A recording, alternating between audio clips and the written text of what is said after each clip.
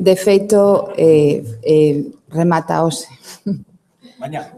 Bueno, mañán, hoxe é o seu último día, creo. Mañá. Bueno, pues mañá. O día 1, sí. Sí. El era o que tiña que estar aquí, e non eu, pero por cuestións de axenda non foi posible. Pero, bueno. Ben, antes de comenzar, de darvos a palabra, recordar que sabedes que isto emítese en streaming, como todas estas actividades do Consello, polo tanto, quen queira facer unha pregunta, pasaránlle o micro, por favor, decide quen presentádevos para que quede grabado. Ben, antes de pasarvos a palabra, quería, bueno, por suposto, felicitaros polo proxecto, non só polo avance que a nivel técnico mostrades deste conxunto morfolóxico, tipolóxico, etcétera, sino precisamente polo que ti apuntabas, o conxunto que neste momento está mellor estudado, eu creo, da Idade do Ferro, a nivel de ourivería, non? Eu xa sei que a parte interpretativa comeza agora, pero sí que quería facer...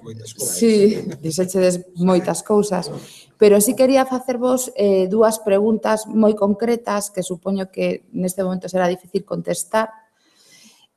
Unha é cal é a vosa hipótese sobre o recheo das arracadas, non? Sobre ese recheo de posibles sedimentos relacionados con lugares que teñan algas. E cal é a vosa hipótese sobre ese desgaste intencional que comentabas antes, porque a min chamoume bastante a atención, non? Bueno, contestada que... Vale, son dúas preguntas moi difíciles. Eu resposto brevemente a do recheo e deixolle a do desgaste a meu compañeiro Óscar, vale? Ben, a hipótese do recheo. O primeiro que hai que decir é que estes recheos son bastante peculiares na ourivería castrexa.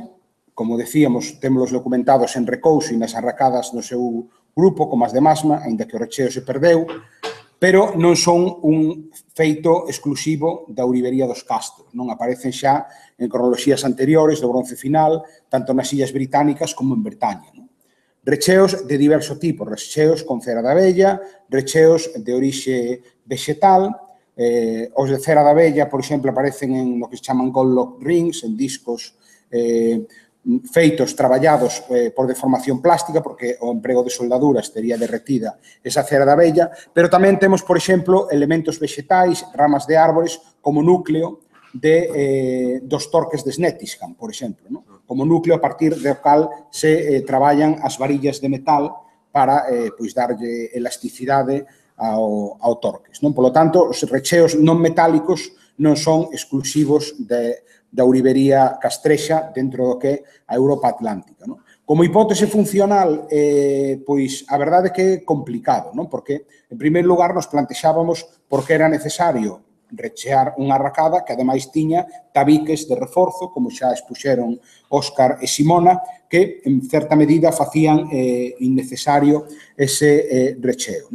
Sen embargo, a confirmación do que falou Óscar, de como están fabricadas, por exemplo, as arracadas de filigrana, no que temos, na que as bandas de filigrana están pousadas, digamos, sobre tabiques concéntricos, si podería facer necesario ou convinte ese recheo interior para darlle estabilidade á soldadura.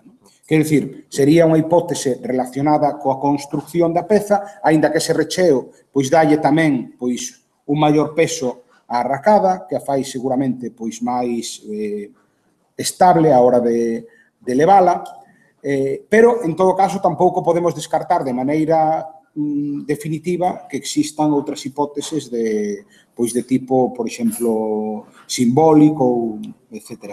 Pero eu creo que no momento actual creo que é máis verosímil unha hipótese relacionada co proceso de fabricación e de uso desas arracadas. Non sei se brevemente queda respostado. tocado a mí que tampoco es fácil. No sé si se me escucha. Bueno, no tenemos una respuesta clara porque la interpretación de este tipo de evidencias es prácticamente imposible. No estábamos allí, no sabemos, no tenemos el código para descifrar cuál era el mensaje simbólico que transmitían estas piezas. Lo que sí hicimos fue contrastar diversas hipótesis. Primero, que ese desgaste fuera una evidencia de que las piezas realmente no estaban hechas por granulados, sino que habían buscado intencionalmente ese efecto, pues utilizando otros elementos, como he dicho, pero vimos que no. ¿Qué sentido tiene trabajar una pieza mediante los granulitos, soldarlos todos, estar callito buen tiempo, porque eso no es hacer un atado ni en dos, y después coger y darle esa...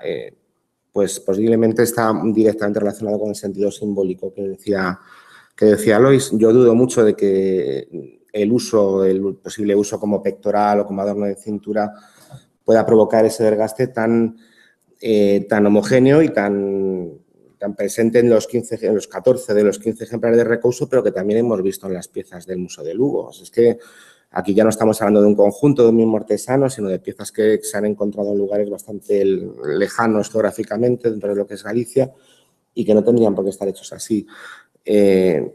Yo personalmente creo que es algo relacionado o bien con una cuestión estética, ellos buscaban ese efecto deliberadamente, quién sabe por qué, no lo sé, o con un uso concreto que no podemos decir. O sea, aspectos simbólicos, aspectos meramente estéticos. Es probable que tenga una relación con esto que estamos hablando de la presencia de diatomías. A mí me gustaría también completar un poquito lo que ha dicho Lois. Nosotros nos tiramos un montón de tiempo contrastando hipótesis. ¿Qué narices hacen las diatomeas dentro de las arracadas? Y intentamos, por ejemplo, contrastar que no se trata de diatomita, que era un producto que se utilizaba antiguamente para limpiar los metales. Uno, cuando se encuentra semejante tesoro, lo que primero que hace es limpiar las piezas. ¿No? ¿Cómo las limpias? Pues con un limpiametales. ¿Qué limpiametales utilizaba? Diatomita. ¿Qué tiene la diatomita? Diatomeas. Dijimos, mira, pues esto va a ser que el señor, la señora que lo encontrase, pues se procedió a la limpieza.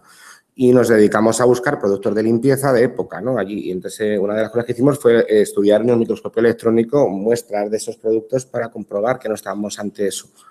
Entonces, pues se ha descartado que sea ese polvo de diatomita, al menos con las herramientas que hemos podido emplear, con lo cual por eso estamos dándole tanta importancia a caracterizar y sobre todo a saber si es hora de mar o de tierra. O sea, que venga del mar tampoco quiere decir nada, porque pueden ser sencillamente piezas que se han elaborado cerca del mar, o, por ejemplo, que la persona que las pulió, los artesanos que las pulieron o los usuarios que las llegaron a pulir, empleasen directamente arena de mar que puede tener esas algas, ¿no?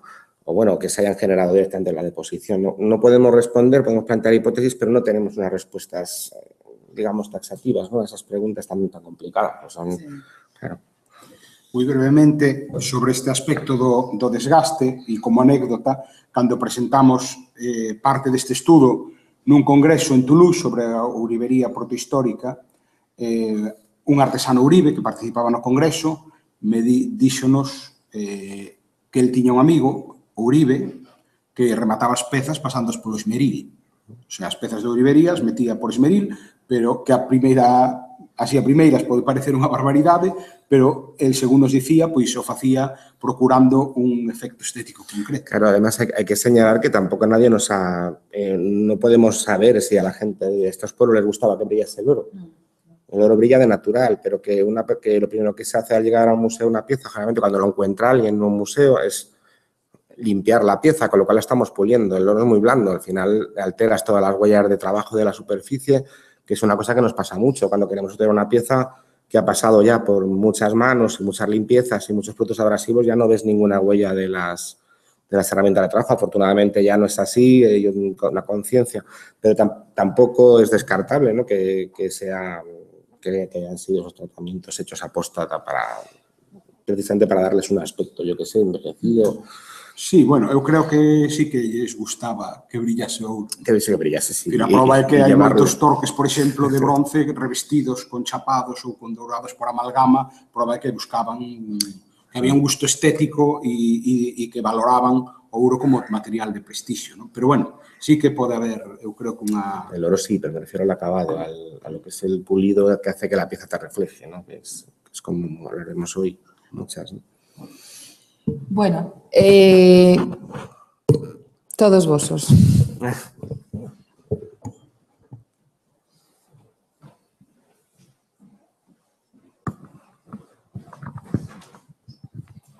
Aurelia Balseiro, Museo Provincial de Lugo.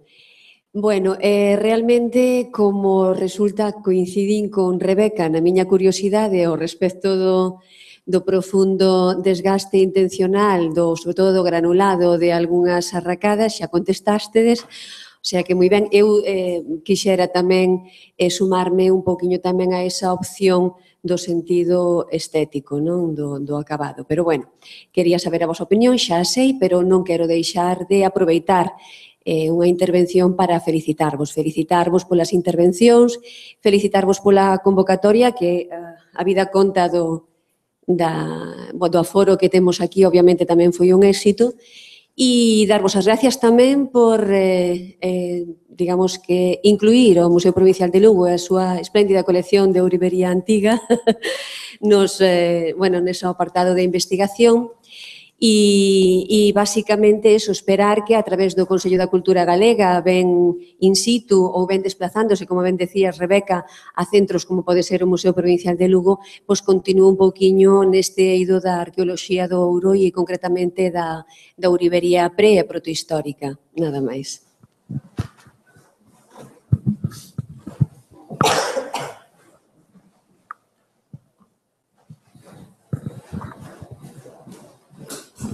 Son Roberto Almuiña. A mí o que se me ocurre, a partir dos análisis que tedes feito, podería establecerse se hai un único taller de ourivería ou se hai varios talleres. Claro, o tipo de fundición non é a mesma nun taller e noutro. E incluso pensando tamén cales poderían ser as posibles fontes do ouro empregado, non? Porque esa especie de lingotes que atopades, que teñen unha composición diferente, casi dá a impresión de que o taller está in situ aí, o cual a priori non parece moi normal, non? Salvo que eses lingotes se utilizasen como moeda de cambio ou algo por estilo, non? É o que se me ocurre, pero penso que o traballo que habería que completalo no sentido de eso, de a base de análisis, ver as fontes os talleres de ourivería que deron lugar a todas as pezas que van aparecendo por Galicia adiante. Sí, varias cuestións. Evidentemente, os estudos de procedencia de ouro son extremadamente complexos, non? En Galicia e en todas partes. E isto é unha cuestión analizada por primeiras autoridades en estudos de procedencia de metais, como Ernst Pernicka, por exemplo. É extremadamente complexo. Primeiro, a caracterización do ouro xeolóxica é moi escasa en Galicia e noutras partes. En segundo lugar, está a cuestión do tipo de técnicas que podemos empregar. A principal técnica para estudos de procedencia de metais son as análisis de isótopos de chumbo. É unha técnica, en principio, destructiva. Agora estánse facendo traballos con unha variante que é a ablación de láser, pero sigue, neste caso, sigue tendo unha pequena afectación ao metal e, ademais, exixe levar as pezas ao laboratorio. Entón, quero dicir que a cuestión da procedencia do ouro é, sen dúbida, altamente relevante, pero é moi complicada. Despois, en respecto á cuestión do obradoiro, de se as pezas veñen dun único obradoiro ou máis, como xa dixemos, nós cremos que a presenza dese recheo tan peculiar pode estar apuntando, no caso de Recouso, ao menos, a esa hipótese. Creo que con bastante claridade. E tamén hai pezas que coinciden, como as de Masma, en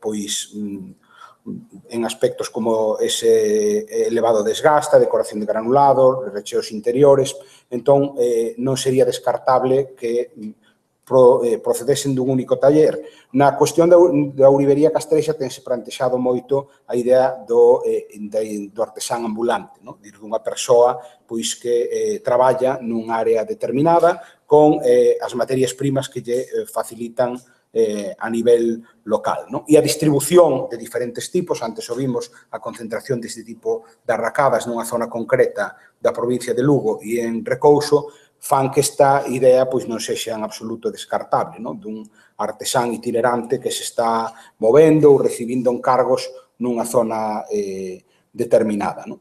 Despois, a interpretación concreta dese conxunto de material, pois, plantexa outro reto interpretativo, non? Aparece todo xunto, probablemente dentro dunha vasilla, polo tanto non é descartado e, bueno, e con un ambiente, polo da composición do conxunto, claramente metalúrxico, non? É dicir, parece que é unha ocultación dun artesán ourive, o que xa non sabemos se perto do seu taller ou no exterior, non? É un achádego casual e isto tamén plantexa limitacións. Con respecto a que a posibilidade de que as lingotes sexan material de intercambio ou de pago non só é altamente verosímil, sino que hai incluso un texto de Estrabón que o di, que os galaicos fan pagos cortando fragmentos dun disco de prata, segundo as súas palabras, que corresponde con que moitos destes lingotes teñen cortes a cincel, co cal a hipótese, digamos, premonetal non é en absoluto incompatible con esta idea dun uso metalúrxico, senón que probablemente están as dúas funcionando ao mesmo tempo, as dúas posibilidades. Non sei se os meus se respondín correctamente e se os meus compañeiros queren engadir algo máis. Yo quería precisar, bueno, la ha contestado Lois, creo que bastante bien. El gesto técnico también se puede estudiar en estas piezas. Yo, vamos, ya nos hemos familiarizado bastante con todas ellas y yo aseguraría que no, el mismo artesano, si hablamos de persona, no las ha hecho. De la arracada de Viladonga no está hecha con el mismo, entre comillas, estilo que las de Recouso, tiene otro tipo de soluciones. No me estoy refiriendo ya al empleo de técnicas distintas para hacer lo mismo que a lo que nos hemos referido, sino a cómo coloca la banda, cómo la remata, qué elementos de refuerzo le pone y dónde los pone, si dobla la lámina, si no. Yo personalmente creo que no. Aunque sí que es verdad que las del conjunto de Masma Baliña y las de Recouso sí están bastante próximas entre sí. Y en este sentido hay que decir que la caracterización de esa técnica de granulado nos ha roto la cabeza y nos la sigue rompiendo. Porque, bueno, tendría que volver a poner un montón de fotos que hemos puesto. No es un granulado normal, no es un granulado. Yo durante mucho tiempo he sido escéptico, no tenía ninguna fe en que fuera un granulado, pero poco a poco los análisis han ido comprobando que sí. De hecho, el propio Beito Pérez Uteriño decía que era un guillotage, era una técnica esa con un sacabocados. O sea, que no era granulado, sino que era una especie de cosa estampada que podía venir muy bien porque en el conjunto de Masma Baliña hay dos láminas que están hechas con esa técnica, que eso es estupendo, ¿no? Y nos llevaría a un momento bastante tardío de la cultura castreña. Sin embargo, los estudios analíticos están diciendo lo contrario, con lo cual, ¿cómo han hecho esos gránulos? Probablemente por tramitos y en Masma también. O sea, esa forma de trabajar yo no la he visto nunca, ni gente con la que hemos hablado, especialista en orfebrería, Bárbara Ambruster, Alicia Perea, toda la gente que ha tocado el material, realmente alguna vez nadie lo había visto. O sea que es bastante particular el material como para decir que sí. Hablando, si nos referimos a un taller en sentido amplio, o sea, o lo que ha dicho Lois, un taller pequeño que abastece un área concreta o grande, pero itinerante, no fijo, no establecido, que no hace unos, o sea, no al estilo romano de taller orfebre, pero sí de conocimientos técnicos y de modos operativos, ¿no? Eso sí. Y respecto al tema de las tortas y de la procedencia, hay que tener en cuenta que uno de los rasgos que más también definen al taller de orfebre castaño es el reciclado. O sea, al taller de orfebre castaño y al visigodo y al romano. O sea, el orfebre utiliza todo lo que tiene a mano. De hecho, la masa de fundición que hemos interpretado tenía la característica de la composición morfológica heterogénea que tenía la masa en diferentes zonas, los colores, incluso si apuramos tiene hasta restos de piezas, cosa que también vemos en alguna torta de oro, por ejemplo, de Castromao, que también estudió Beito Pérez Uteriño. O sea, las tortas se elaboran mezclando varias coladas que en este caso no homogeneizaron. ¿Qué procedencia tenía ese oro? Pues probablemente cada uno de su padre y de su madre, o no, o era todo de la misma zona. Y en ese sentido, estudiar la procedencia del oro es muy complicado por eso. Primero por la mezcla que suele haber de oros. Y luego... Está Burela. Sí. Y entonces, y al lado está Pazoro, donde Pazoro sí que hay En Fazouro están bateando y están encontrando oro de bastante proporción, ¿no? Llevamos muchos años estudiando pepitas de oro. Otro problema, claro, y entramos en otro tema distinto. O sea, las pepitas, como ha explicado Lois, 15 pepitas de un mismo placer fluvial, del mismo sitio, digamos, de Navelgas, en Asturias, por ejemplo, pueden tener variaciones de plata de un 15%, de un 20%. Entonces, la caracterización de todos los placeres aluviales que pudieron ser explotados por las poblaciones romanas y prerromanas del noroeste no está hecha. Es una tarea pendiente. No tenemos bases de datos para contrastar. Y esa variabilidad, precisamente, es la que hace que sea un trabajo un poco sin sentido hacer. Porque lo que haría el orfebre castreño sería coger lo que tenía a mano, ya fuera oro en polvo o fueran piezas, mezclarlas para hacer probablemente una pieza bajo demanda. O sea, yo voy a una zona y digo, yo quiero este torques. Una de las características de la orfebrería castreña es la enorme rigidez de sus cánones formales. O sea, tenemos 200 torques que como los expertos han ido demostrando a lo largo del tiempo, encajan en 4 o 3 morfotipos básicos con variantes. Las arracadas exactamente igual, las diademas o cinturones lo mismo, los aros de pelo. Pero dentro de ese canon formal, que seguramente tardó mucho tiempo en establecerse, hay una variabilidad enorme. Entonces, tanto en materias primas como en modos de trabajo. Y finalmente ya plantea yo otra pregunta, ¿por qué no buscar la procedencia de la plata? Porque la plata puede venir aliada con el oro de forma natural. Sin embargo, muchos de los lingotes que conocemos, como los del Tesoro de Cabros de Randín, son de plata y no de oro. Y muchas de las tortas de oro que conocemos son más de plata que de oro. Entonces, esa habría que investigar, porque en el noroeste no es que abunde la plata, precisamente. Entonces, sería otro campo por abrir, sin duda. Yeah.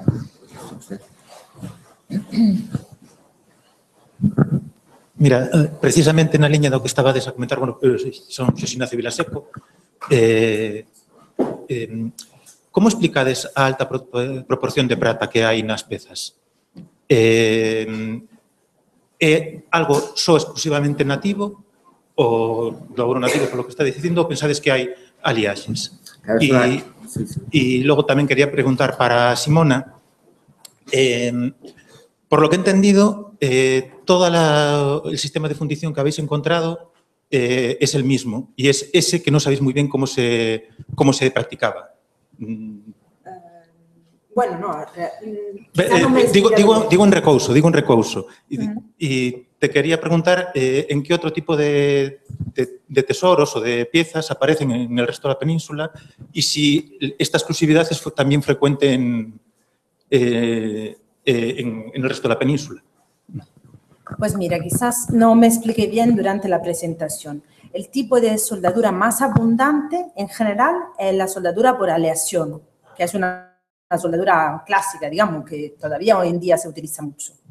Sin embargo, se han encontrado escasos casos, concretamente en el Tesoro de Recouso creo que se dio 2 casos nada más de ese tipo de soldadura que todavía no hemos sabido explicar. También ese mismo tipo de soldadura se ha encontrado en orfebrería tartésica, orfebrería etrusca, orfebrería de la zona, digamos, fenicio-púnica, en muchos tipos, pero siempre muy escaso. Y eso, siempre en joyería. Y en realidad también suele ser asociado a como pegotes.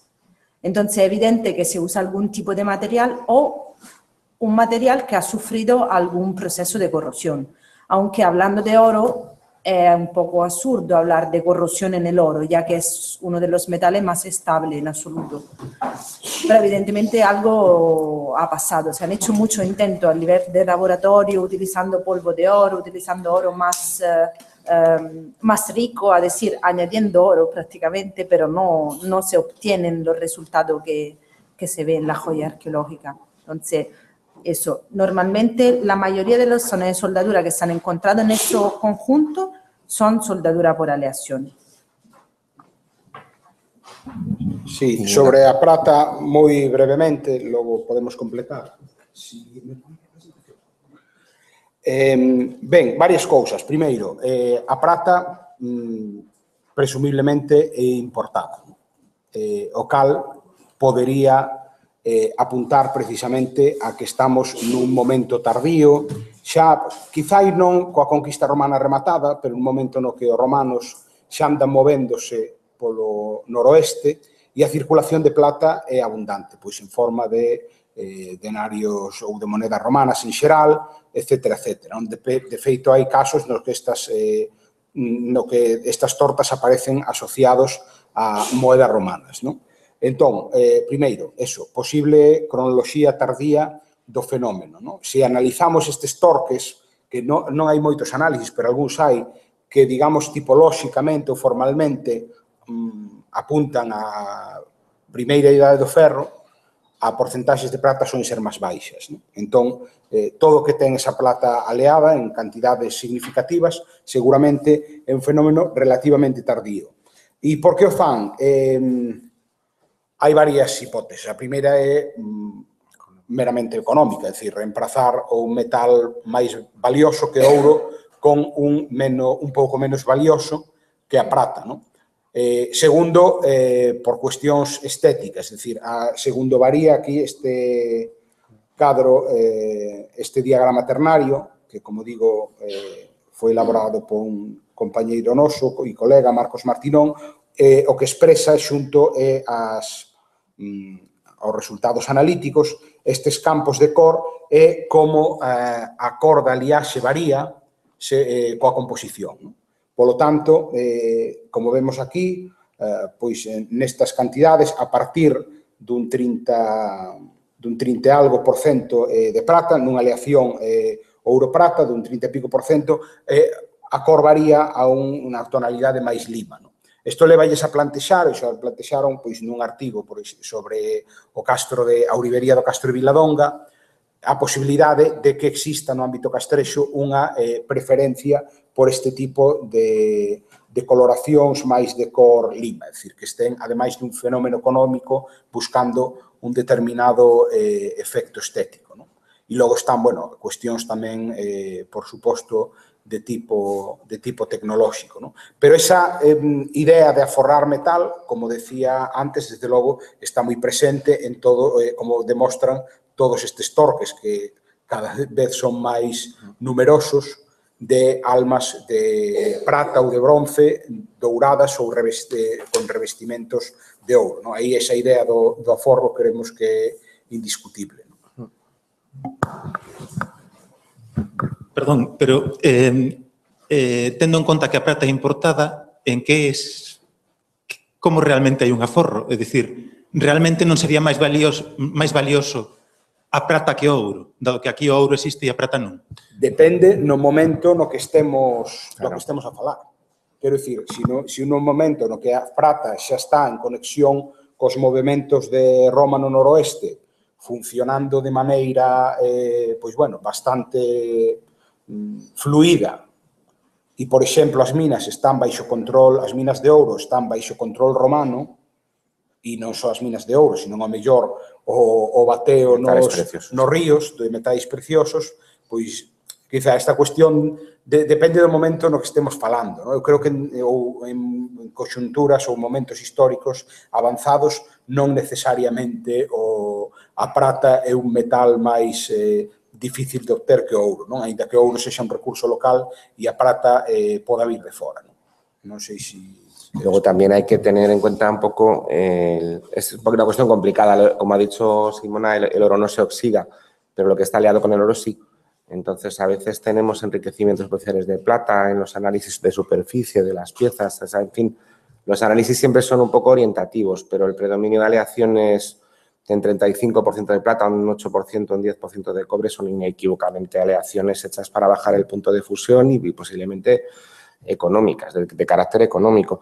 Y luego lo que hablábamos de la plata, existen tortas plano-convexas iguales que las castreñas donde pone la palabra César, ¿no? En el conjunto del caso de Alvarellos, por ejemplo, hay dos, otras se asocian directamente con denarios y no olvidemos que las producciones castreñas parecen perdurar ya con estas romas. O sea, yo personalmente creo que pueden, en el siglo I después de Cristo se pueden estar haciendo torques, ya con oro no aluvial y ya con otro tipo de sistema imperando en el control del metal y con otra economía, ¿no?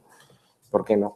Sí, De hecho, feito, sí, el famoso Tesoro Bedoya tiene monedas de Nerón y tiene arracadas y tiene una llave cinturón. Podemos hablar de perduración, que una pieza puede perdurar 1000 años pasando de generación en generación, pero lo que decía antes es posible, pero no estábamos allí para verlo y probablemente también es posible que la gente se pueda seguir poniendo sus adornos quizá ya desprovistos de ese significado y en ese sentido hay piezas muy poco conocidas como los colgantines estos que son torques también, en el Castro de Briteiros, por ejemplo, que ya un torque ya ha perdido su sentido como adorno de cuello, pero se puede llevar como colgante, como los que venden ahora de reproducción por aquí, ¿no?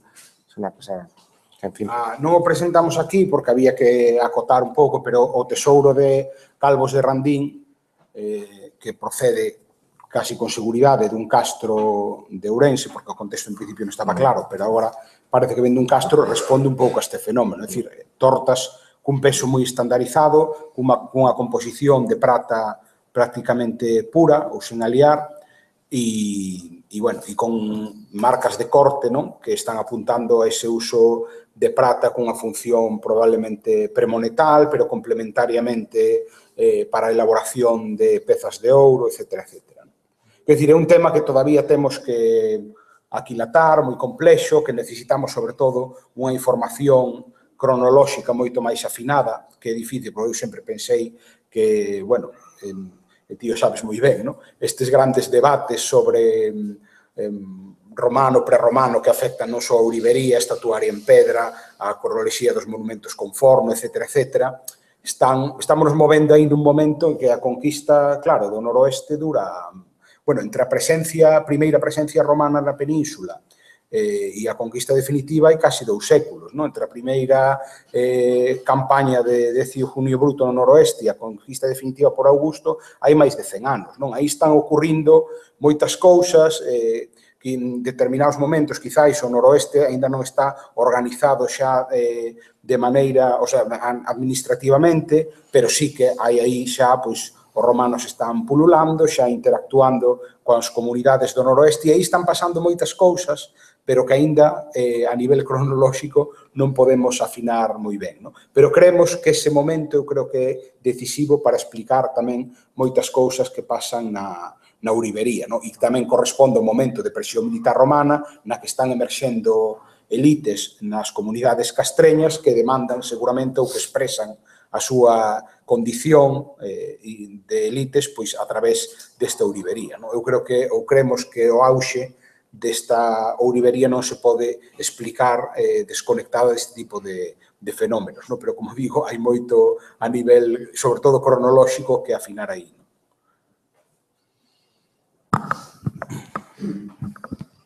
Ola, eu son María Xosé Bóveda. Bueno, vou volver a facer unha volta sobre algo anecdótico que é o tema do desgaste, que a verdade dentro do maravilloso traballo que presentades é unha curiosidade. Seguro que xa o tedes pensado, pero ese desgaste pode ter que ver coa súa posible función máis alá de ser arracada, o sea, pode ser por rozamento entre eles. Pensamos que una de las... estaba pensando, dándole vuelta a cómo se llama esta fiesta de Portugal, donde las mujeres se adornan el pecho con todo tipo de colgantes y bailan y demás. Yo personalmente creo que es difícil porque las 15 arracadas, hasta las 14, menos la esta inacabada posible, tienen el mismo desgaste exactamente igual. Entonces, es muy raro que una forma de uso implique el desgaste por ambas caras, por debajo, por los lados, casi por arriba. La única zona libre es la parte de arriba, por dentro, ¿no? Entonces, yo creo que podría tener que ver con el uso, pero no sé. En cualquier caso, es algo hecho después de la fabricación, como había aposta. O sea, eso sí está claro. Porque el desgaste por uso, que puede ver una arracada, yo que sé, orientalizante, con crestería, que lleva granulado, que se va frotando con la ropa, sí, tienes ese desgaste, pero nunca tan exagerado y además tan repasado. Es que está claro que eso está frotado. O sea, no es una cosa que se haya producido paulatinamente. Si te contesto, en el microscopio se ve, cuando lo ves en el microscopio electrónico de barrido, las fotos están dando a muchos aumentos, pero cuando ya te metes a 2000, 3000 aumentos, está en las rayas del pulido se ven con bastante calidad. No, pensando en que tiveran un desgaste máis por un uso máis agresivo que o seu uso simplemente usado para para poñerse en riba, quero decir, o sea, que Sí, sí. tiveran outro tipo de uso que provocase un desgaste tan brutal, simplemente. Sí, claro que sí, eso es una opción, por supuesto. O sea, hay que pensar qué uso sería ese, ¿no? Que a veces yo pienso que serán como las cuentas de oración de los musulmanes, ¿no? Que se lleven y tal, pero eso no tengo la bola de cristal y no estamos para eso. O sea, posiblemente sí, puede ser por un uso que desconocemos, sí, ¿no? Por supuesto que sí que puede ser. Pero desde luego no es por un uso continuado de la pieza ni nada parecido, o sea, eso está claro que no.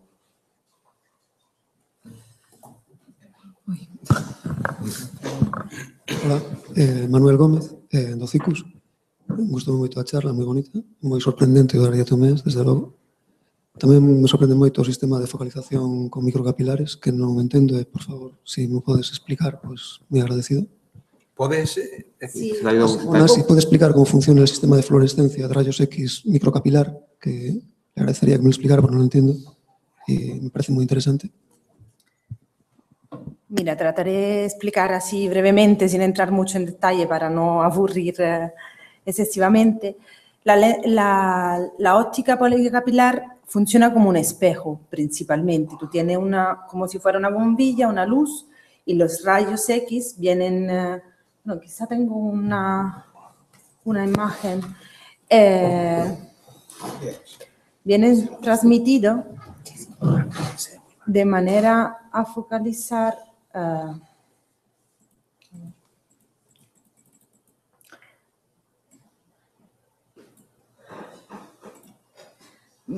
¿se ve? Sí. Eso es un esquema así de cómo están hechos los policapilares. Los policapilares dentro tienen una serie de fibra de cristal, digamos, es un cristal particular, que sirve para transmitir la radiación, como si fuera en realidad una luz, una radiación electromagnética. De esa manera, hay varios tipos de capilares. Nosotros utilizamos uno que se llama full lens, es decir, sería este tipo de aquí. Aquí tiene tu foco y aquí hay tu objeto, tu imagen prácticamente. Y hay otros tipos, digamos, cada uno tiene una característica, pero básicamente, concretamente, se trata de poder focalizar en este caso las de rayos X, sin perder intensidad.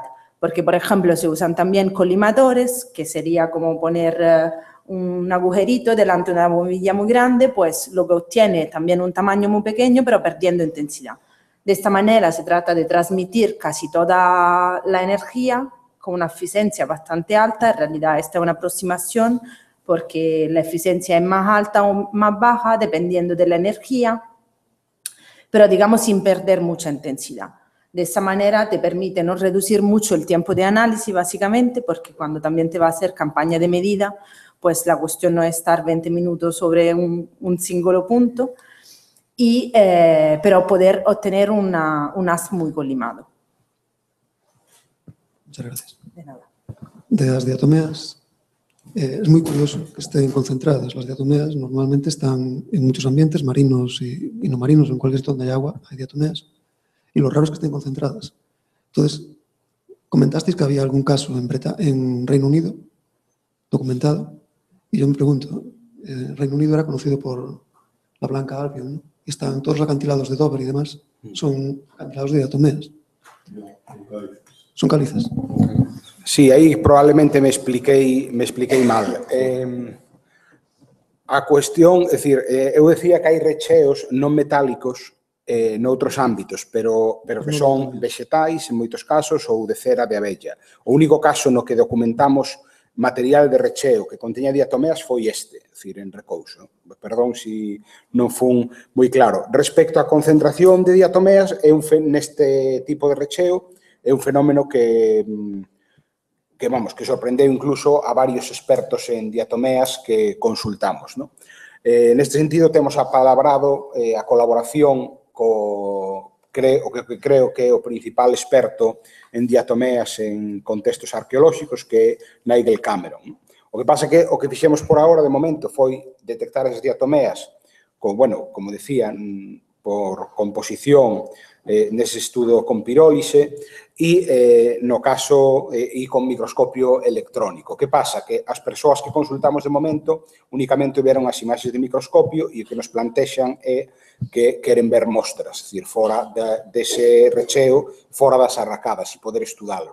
Entón, aí nos queda moito por avanzar e probablemente de diatomeas saibas máis que nós, pero que, bueno, que para nós foi algo novo, sorprendente e bueno, pois temos aí moito que avanzar aínda, pero a cuestión desa concentración e efecto sorprende incluso aos expertos, pero o nivel, agora coas imaxes novas que tomamos, que creo que son moi boas esta semana, probablemente se poida avanzar algo máis. Naquelas imaxes que tiñamos nun primeiro momento, en 2 recheos, xa digo que os expertos nin sequera se poñían de acordo ou podían identificar con claridade se eran diatomeas de auga doce ou de auga son trocitos de diatomea, non están enteras, son trocitos pequeños. Creo que antes, porque podrían ser diatomeas fósiles ou diatomeas procedentes de organismos vivos ainda actualmente, é dicir, que non están extintos, e os depósitos de terdiatomeas suelen ser depósitos de diatomeas mortas, de restos fósiles de esos organismos. Entón, eso podría darvos unha idea do orixe do recheo ese. A idea de que sexa algún tipo de sedimento material que conteñas diatomeas te parece verosímil, aínda que a concentración sea elevada? O que me parece é que podríades determinar se é diatomea todavía organismos que viven ou que vivían no momento de fabricación dos elementos, ou ben diatomeas fósiles xa daquelas, é dicir, que sepamos que levan millóns de anos extintas, e, por tanto, o artesán que as fixo utilizou un depósito de forma intencional por alguna razón, o que decíades, estructural ou de fabricación ou o que sea, para construílas. Sí, eu, en principio, pensaba máis nesta segunda posibilidade, pero, como digo, vamos, me alegra que a cuestión te pareza relevante porque, bueno, me indica que é un tema no que debemos incidirlle aos expertos cando, vamos, avancen neste estudo. Pero, bueno, moitas gracias polas observacións, porque xa digo que como arqueólogos en temas de diatomeas, eu, polo menos, estou un pouco pez e calquer idea ou coñecemento que poidades darnos será moi benvido. Moitas gracias a vos. Gracias. Hola. Hola. Eduardo Bordayo de la Universidad de Santiago. Muchas gracias por la presentación. Me parece muy atrevido desde la luz del presente tratar de interpretar el pasado. Muy bonito el trabajo. Yo quiero hacer una pregunta sobre las soldaduras. Presentan que hay 3 tipos de soldaduras. En mi mente, imagino que fue un desarrollo tecnológico que llegó en una escala de tiempo diferente. Sin embargo, ustedes datan todos los hechos en la misma fecha. Mi pregunta es, estas 3 tecnologías llegaron a través de una importación o ustedes creen que pudo haber sido a través del aprendizaje de esos orfebres? ¿Contesto yo con esto? Pues yo es que doy ella como experta en soldaduras.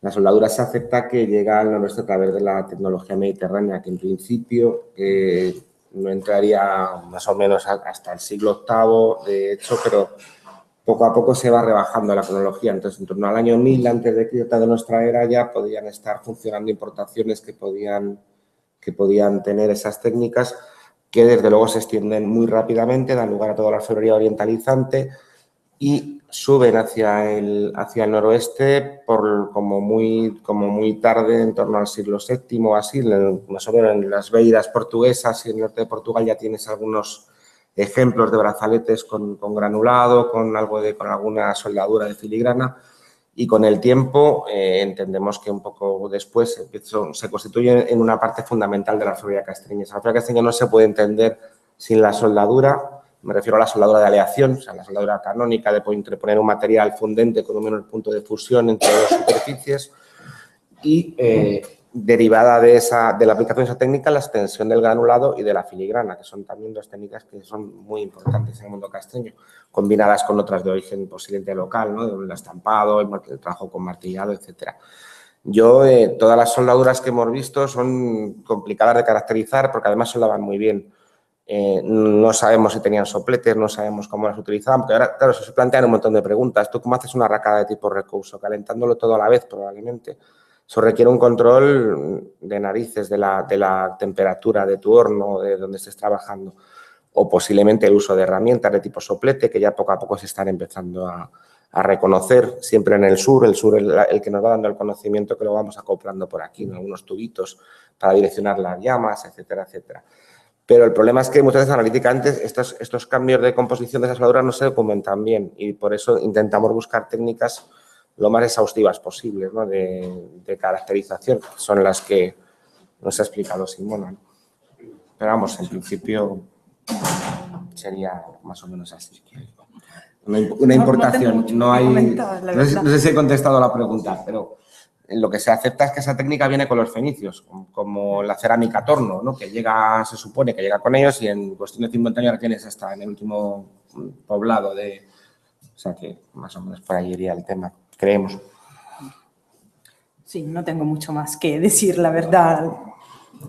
Sí, o único decir que quizá engadir ao que comenta Óscar, que si realmente confirmamos, e parece que as cousas van por aí, que se están empregando diferentes tipos de soldaduras, realmente, a parte, digamos, na que estamos preparando agora un artigo con toda a cuestión dos resultados de microfluorescencia, e, bueno, é onde estamos traballando neste momento e onde ainda nos queda moito que pensar, que discutir en torno á interpretación deses datos, ¿no? Pero se realmente se confirma que están empregando diferentes tipos de soldadura nun mesmo conxunto, nun mesmo material, un dos temas que teremos que discutir con cuidado é por qué para unhas cousas empregan unha soldadura e para outras cousas empregan outra, ¿no? É dicir, cales son as razóns desa elección, ¿no?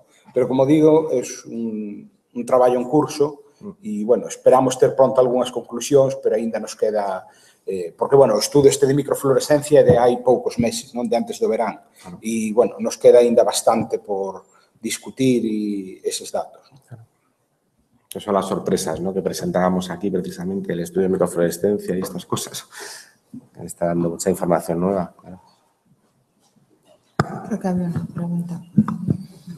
Hola, son Lorena Barreiro, estudiante do Máster de Arqueoloxía. Bueno, a miña pregunta vai máis de conteúdo metodolóxico que de contido como estuvo hasta ahora, pero, bueno, nós lemos moito sobre arqueoloxía experimental e gustaríame saber, vos que a aplicastes, como cando se determina que se pode aplicar a arqueoloxía experimental e que pros e contras encontrades ao traballar con ela. Pues, bueno, en ese caso, evidentemente, se trató... Había una pregunta de partida que era, digamos, non aplicada a la orfebrería castreña, más bien a la orfebrería tartésica.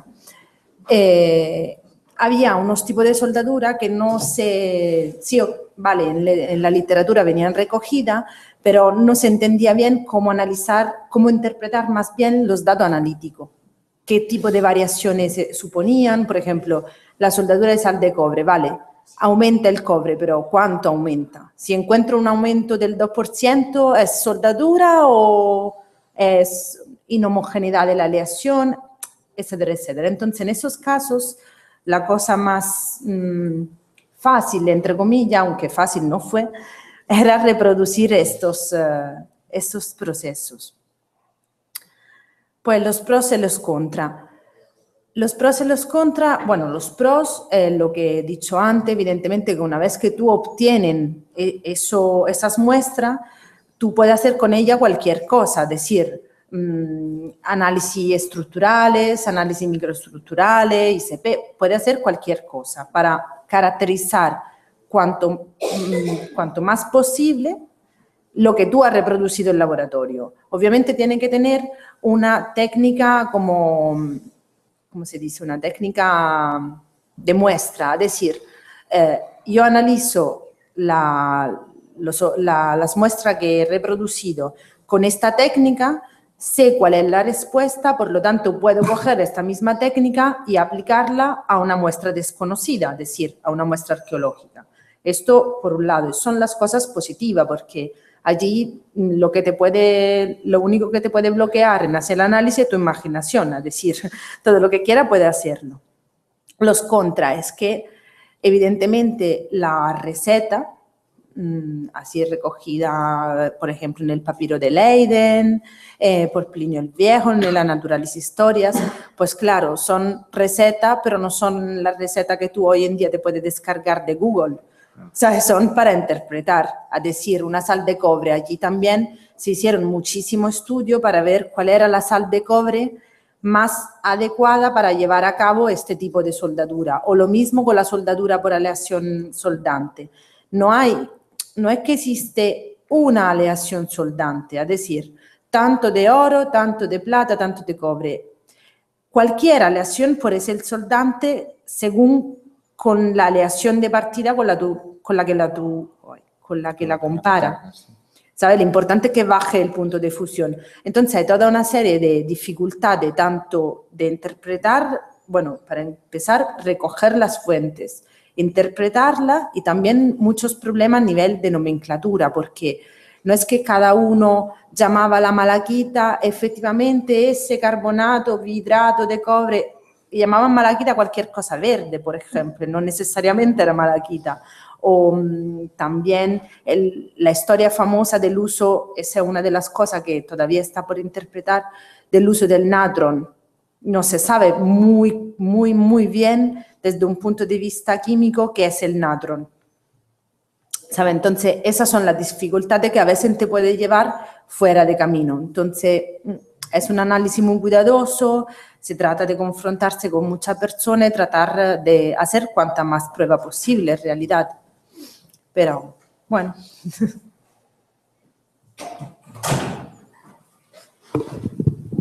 Non sei se tedes algunha pregunta máis.